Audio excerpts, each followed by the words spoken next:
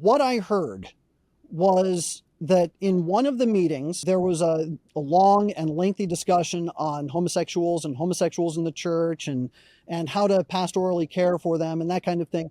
And at some point, there were priests that were raising their hands and admitting that they were homosexuals.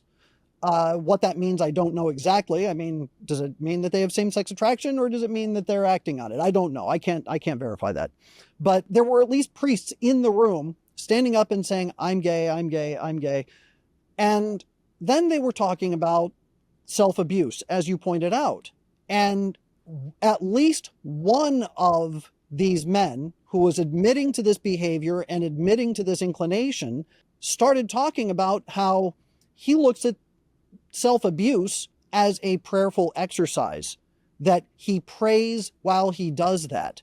And he thinks that it's a beautiful thing, a beautiful gift that God had given him. And when you think about that particular disposition, now, regardless of the visual here, what I'm concerned with is that I can guarantee not a single priest in that room told him that what he is doing is mortally sinful, and that if he continues to do it and have this idea that it's actually a good thing, that priest will land in hell.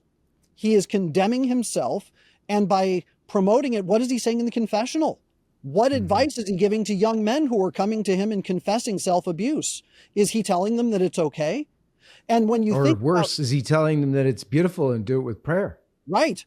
And on top of that, if he is one of the self-professed homosexuals in the room, well, what phantasms is he entering into his mind as he's doing this? There are all sorts of questions here that come along with that kind of thinking. And it's a horribly, horribly disturbing thing to have been told. And I am horrified at the fact that this was even discussed, let alone out in the open. But there it is. It's not actually all that surprising that we devolve more and more, because once you leave the truth, once you leave the truth of Christ and you go down these avenues that you think are, oh, they're wonderful for the human psyche and this is where we want to go because we want to make it positive, you will go further and further away from the truth. And that means into evil. The popular argument that I think is used a lot of times to justify that behavior, not so much he's kind of sanctified it or trying to sanctify it, but to at least justify it's like, I'm not hurting anyone else.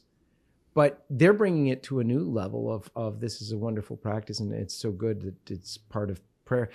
But this is the thing. You end up with a different religion where you glorify evil, and then you turn all morality on its head. So good becomes evil and evil becomes good.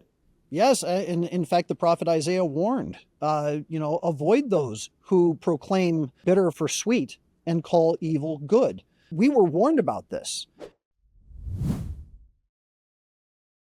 Hi everyone, this is John Henry Weston for LifeSite News. We hope you found this video insightful. For more content like this, be sure to check out the links in the description below. You can also follow us on social media to stay updated on the latest news concerning life, faith, family, and freedom. Thanks for watching, and may God bless you.